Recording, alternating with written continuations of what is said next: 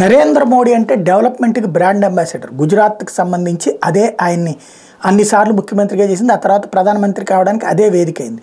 ప్రపంచంలో ఉన్నటువంటి పెట్టుబడిదారుల్ని హయ్యెస్ట్గా అట్రాక్ట్ చేసినటువంటి రాష్ట్రం గుజరాత్. ఎందుకు అంటే పెట్టుబడి పెడతానంటే స్థలం చూపెట్టడానికి ఒళ్ళు బద్ధకం, లంచాలు ఇవ్వందే పని చేయకపోవడం, పర్మిషన్స్ గురించి ఏడుబిచ్చుకు తినడం, ఏళ్ల తరబడి తిప్పకుండా ఒకళ్ళు పరిశ్రమకి పెట్టుబడి పెడతా అంటే ఆన్లైన్లో అప్లై చేస్తే ప్రభుత్వమే వెంటపడి తెచ్చుకునేటటువంటి కాన్సెప్ట్ తీసుకొచ్చారు. అందుకే సక్సెస్ అయ్యారు. దేశంలో నెంబర్ 1 ముఖ్యమంత్రిగా ఆనాడు సుదీర్ఘ కాలం పాటు సాగారు.